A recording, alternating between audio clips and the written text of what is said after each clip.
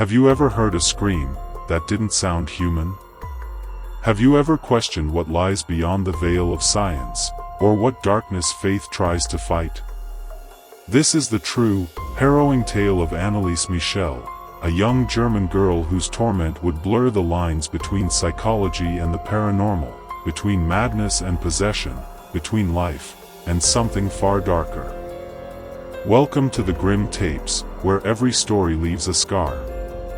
Tonight, we take you deep into one of the most disturbing exorcism cases in modern history. A story so chilling, it inspired films like The Exorcism of Emily Rose. But trust us, the real story is far more terrifying. Part 1: The Early Life of Anneliese Michel. Anneliese Michel was born on September 21, 1952, in Liebelfing, Bavaria, West Germany.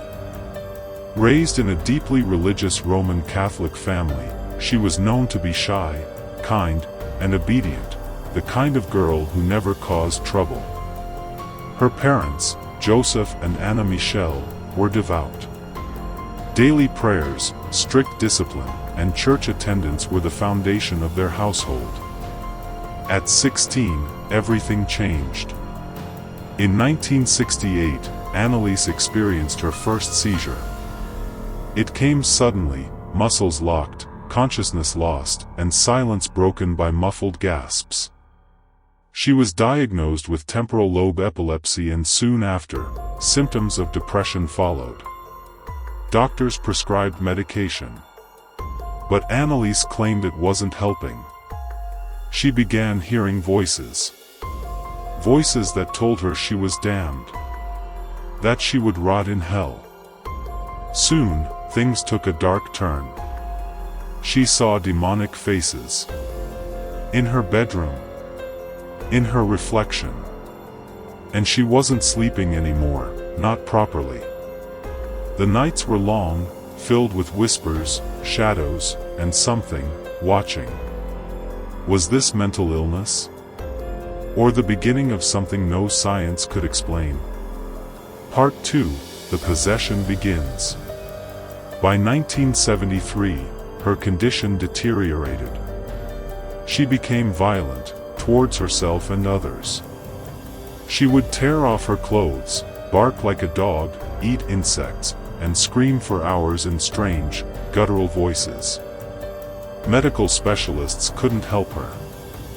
She was prescribed Dilantin, Tegretol, and other antipsychotics, but none worked. Anneliese insisted she wasn't sick, she said she was possessed. Her devout family believed her. They turned to the church. 2 local priests refused. They said there was no proof of possession. But after much pleading, Father Ernst Alt, a priest who believed in demonic influence, agreed to observe her. In 1975, the Bishop of Würzburg finally approved the rite of exorcism, an ancient Catholic ritual rarely performed in the modern world.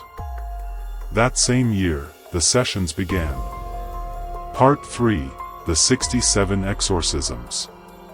Between September 1975 and June 1976, Anneliese underwent 67 exorcisms, each lasting up to 4 hours.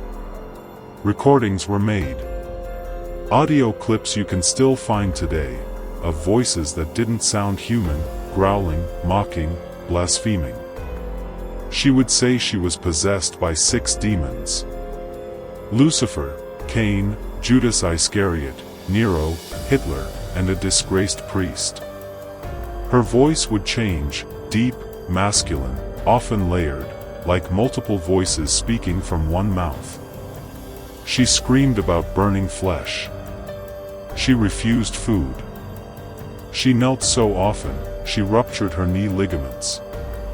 Family photos show her transformation, from a smiling teen to a hollow, skeletal figure. Each session was a battle. Holy water, Latin prayers, sacred relics, all caused violent reactions. But no one stopped it. Not even as she got weaker.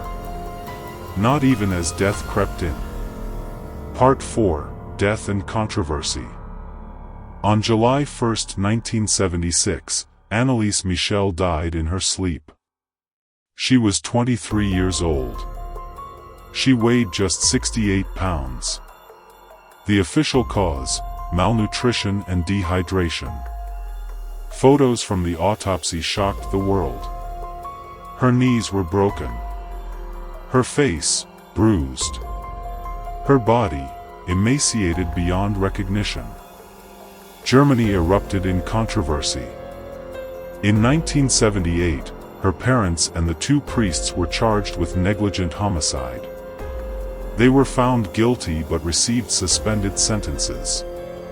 The church, shaken, became more cautious about exorcisms. Was this a tragic result of untreated mental illness and religious hysteria? Or was Anneliese truly possessed? Part 5: The Debate. Psychologists argue she suffered from schizoaffective disorder or epileptic psychosis. But exorcists, and those who heard the tapes, say otherwise. The recordings are disturbing. Voices interrupting each other. Curses in Latin and German. Growls that defy explanation. Even skeptics admit, if she was acting, it was beyond anything seen before. Her case opened doors to studies about faith and mental health, belief and biology. Was Anneliese a victim of medical failure, religious extremism, or a martyr in a spiritual war?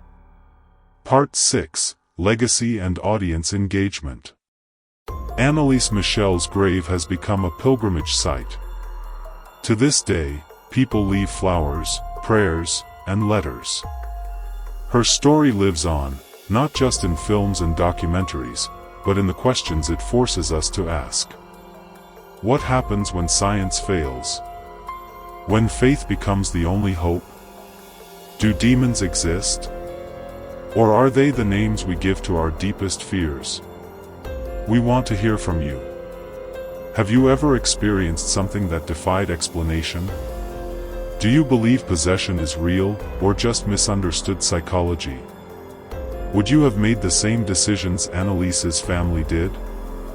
Share your thoughts and stories in the comments. We read every one, and some might be featured in our next episode. If you found this story chilling, subscribe to the Grim Tapes, like this video, and ring the bell for more true horror. Until next time, remember: some doors, once opened, never close.